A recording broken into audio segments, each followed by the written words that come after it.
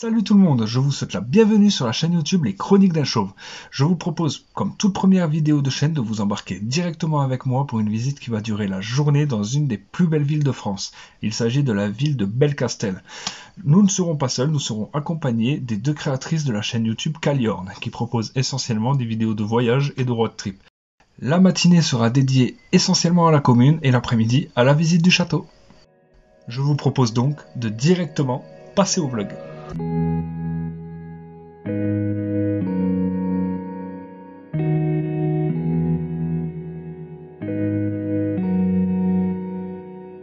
On s'est arrêté 2 km avant Belcastel parce qu'on a trouvé un petit endroit sympathique avec un panneau sur le bord de la route qui indiquait Fort en ruine. Du coup, on s'est stationné sur le côté de la route sur un endroit où on pouvait stationner. On a pu passer un petit portillon public, vu qu'on a croisé des gens. Voilà, c'était des sentiers ouverts au public avec un petit pont qui passait au-dessus de l'Aveyron. On a pu atteindre le fort par les sentiers qui étaient vraiment en hauteur et qui était vraiment magnifique pour le coup. Donc je vous laisse admirer tout ça dans les vidéos et les images qui vont suivre.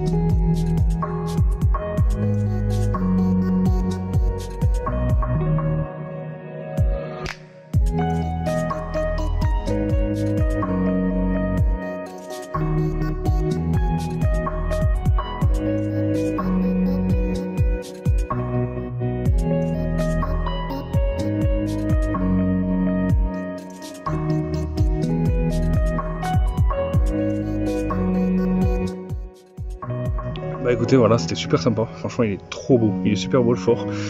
Bon, il est totalement en ruine hein, comme c'était marqué, mais franchement ça vaut le coup d'œil. Ouais, il y a beaucoup de montées, c'est rude, mais alors, franchement c'est beau, il y a un beau paysage. Regardez-les. Bon, je vais pas vous cacher, il fait 14 degrés, il y a un peu de vent frais, mais qu'est-ce qu'il fait chaud.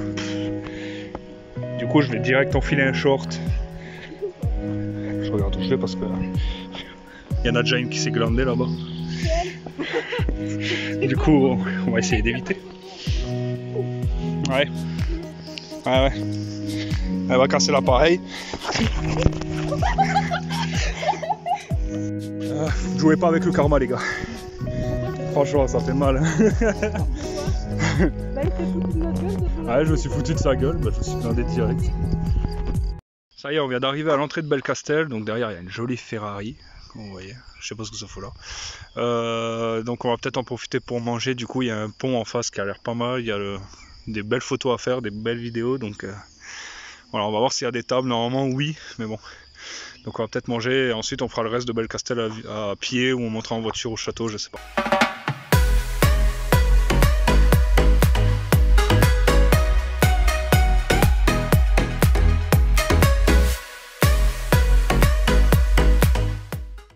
On va voir si les toilettes sont ouvertes. Avec l'épidémie.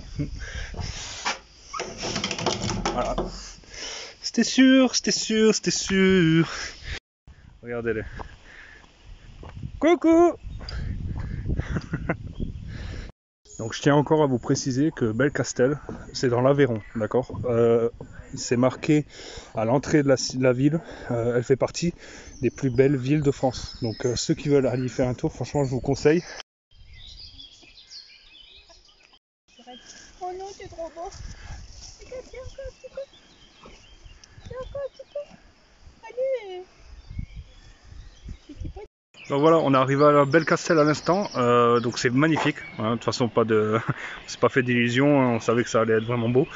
Le château, franchement vous allez voir, c'est un truc de dingue. Je vous laisse avec des plans, donc des images, des vidéos et tout ça, pour que vous voyez un peu la ville, comment elle est. Mais déjà voilà, vous voyez derrière moi, C'est vraiment magnifique, honnêtement.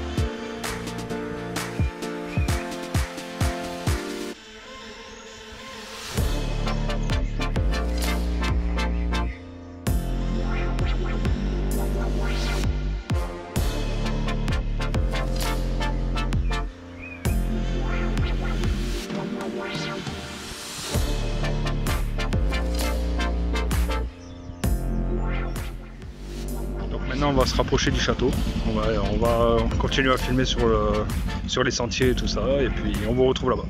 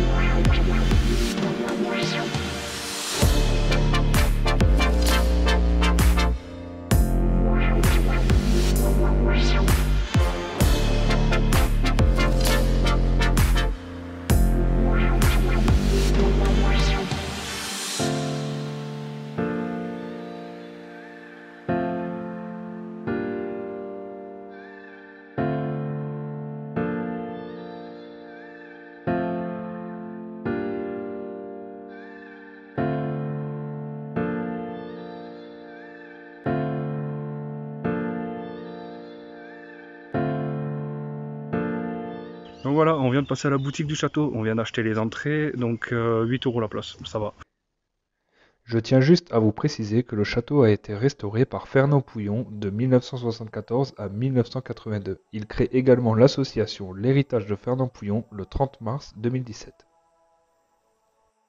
Les filles sont parties, elles vont visiter, on va prendre un maximum de photos, de vidéos.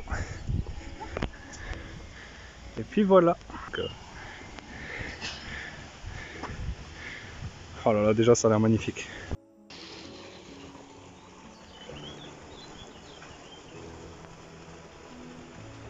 Donc il faut savoir que le fossé entourant le château mesure à peu près 3,5 mètres de profondeur. Mais par endroits il peut atteindre 7 mètres jusqu'à atteindre son fond rocheux qui a été taillé dans la pierre il y a à peu près 1000 ans.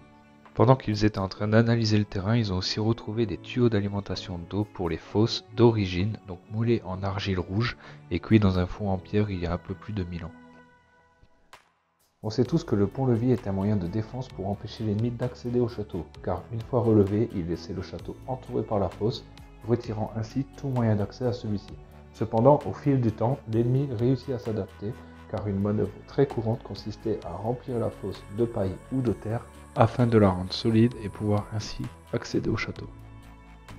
Malgré les premières et secondes lignes de défense, les architectes du château de Belcastel savaient que la forteresse intérieure pouvait encore tomber face à une grande force ennemie. Par conséquent, ils ont décidé de construire une forteresse tertiaire, le donjon, qui servait de refuge final pour les seigneurs et quelques-uns de leurs hommes.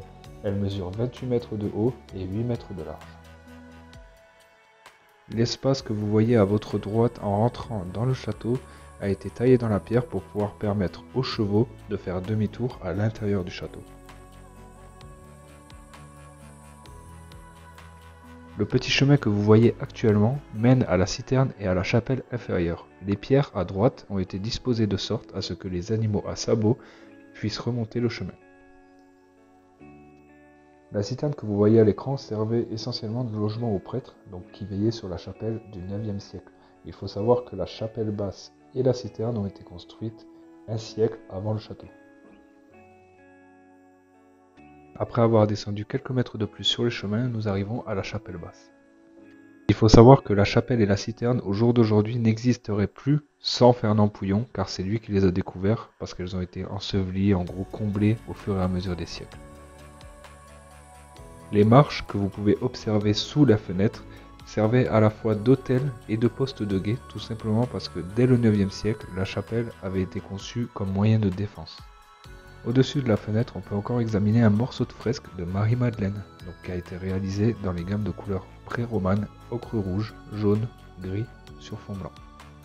Le trou que vous voyez à l'écran à côté de la petite flèche montre l'emplacement d'une console qui supportait une vasque. Ce sont les anciens fonds baptismaux de la chapelle.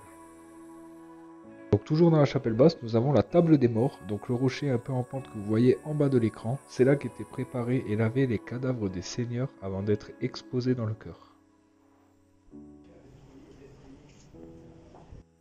Donc voici la salle des gardes, elle a été construite avant la construction de la forteresse. Je trouve ces murs en pierre vraiment magnifiques. On peut observer un portrait sur votre droite de Fernand Pouillon.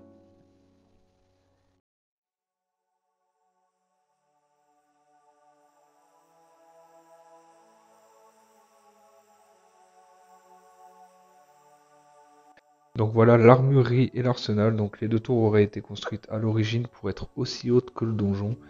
Il n'y a pas grand chose à redire sur ces pièces.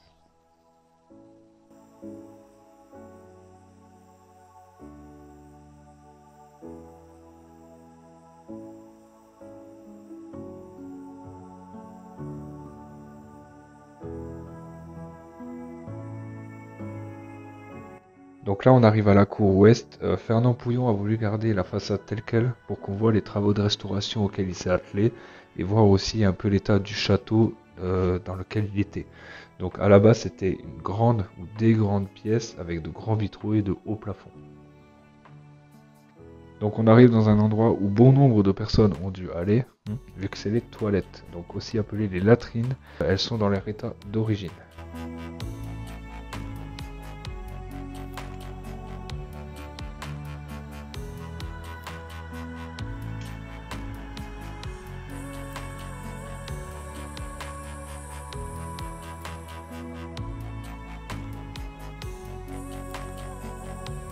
Donc après avoir traversé le petit couloir, nous arrivons à la prison. Elle est située sous le château et a été construite au XIe siècle. Donc directement à l'entrée de la prison, sur le guide, il y avait marqué qu'il y avait un endroit où il y avait 4 trous dans le mur. C'était là où étaient accrochées les chaînes et où on attachait sûrement les prisonniers. Donc malheureusement, on n'a pas réussi à les trouver, donc on n'a pas pu les filmer. Donc ici, vous avez le puits de l'espoir. Donc la légende raconte qu'ils y jetaient les prisonniers pour une mort certaine. Une autre légende raconte que les prisonniers qui ne mouraient pas en ayant atteint le fond étaient dévorés par des loups dans les cavernes en contrebas. En réalité, il s'agirait vraisemblablement juste de toilettes pour les prisonniers. Le grand escalier de 68 marches mène au toit. Il avait été conçu pour la défense car les ennemis, en pénétrant dans la forteresse, étaient contraints de passer par la partie la plus étroite. Or, les défenseurs du château avaient l'avantage du côté le plus large, alors ils pouvaient se précipiter à leur rencontre et les menacer de lourdes épées.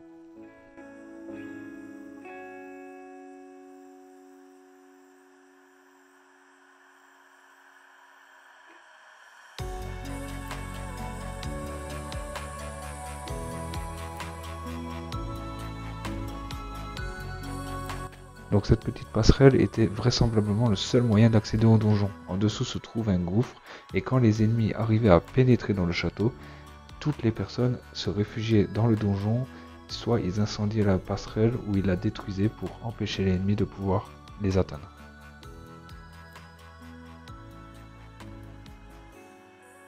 En redescendant l'escalier par un petit passage qui est sur le côté, on arrive à la galerie principale. Donc c'était la chambre de Fernand Pouillon car c'était l'une de ses pièces préférées. Et honnêtement, on comprend pourquoi.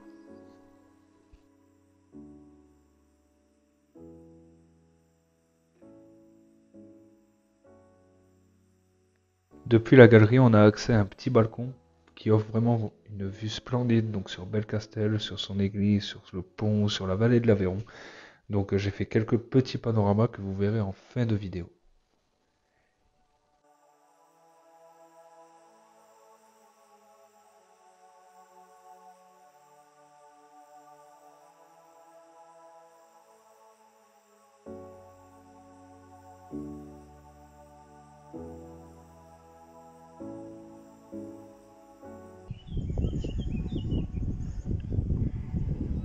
Donc par contre on ne pourra pas filmer tout l'édifice parce qu'il y a une partie qui est actuellement habitée, donc essentiellement la partie du donjon. Donc voilà, on va vous montrer de toute façon tout ce qu'on peut filmer, on vous le montre. La visite pour l'instant se passe très bien, il y a des super endroits à voir, des paysages magnifiques.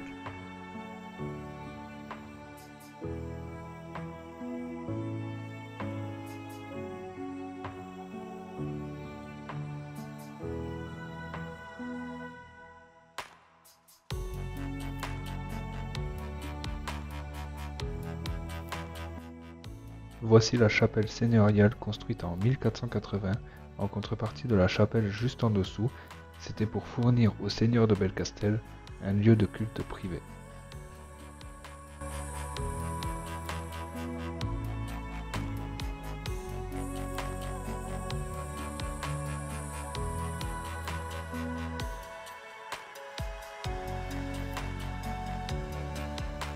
Donc nous voilà dans la salle bleue, c'était autrefois la chambre à coucher des seigneurs de Belcastel, tout simplement parce qu'il y avait un accès direct avec leur chapelle privée.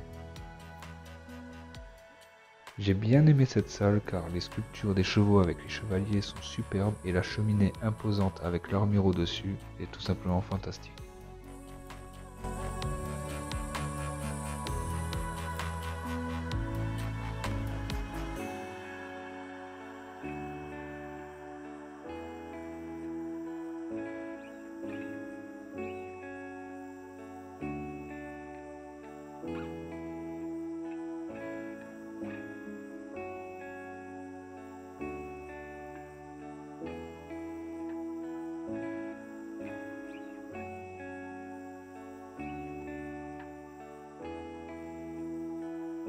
Nous entrons dans la grande salle qui était le centre même de la vie du château. Elle pouvait servir de cour de justice, salle de réunion, banquet, en cas de siège, poste de commandement. Et au début de la restauration, en fait, elle était à ciel ouvert. Elle était vraiment en ruine.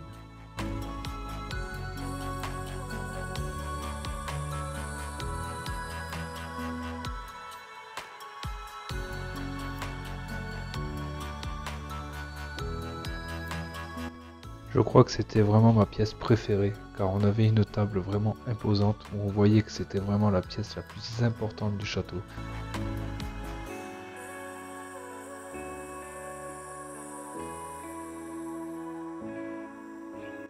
Il y avait des rideaux magnifiques, la pièce vraiment elle était splendide quoi. On voyait que c'était vraiment des personnages importants qui étaient le plus souvent à l'intérieur et qui dirigeaient tout ça.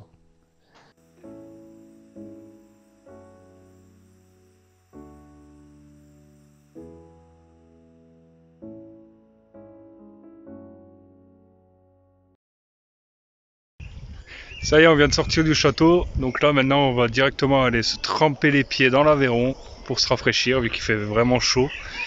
Et puis après on va aller se faire un petit McDonald's tranquillement. Ben voilà, c'est déjà la fin de la vidéo, donc je vous remercie énormément de l'avoir visionné et de m'avoir accompagné dans cette aventure. Je vous dis à la prochaine dans une nouvelle vidéo.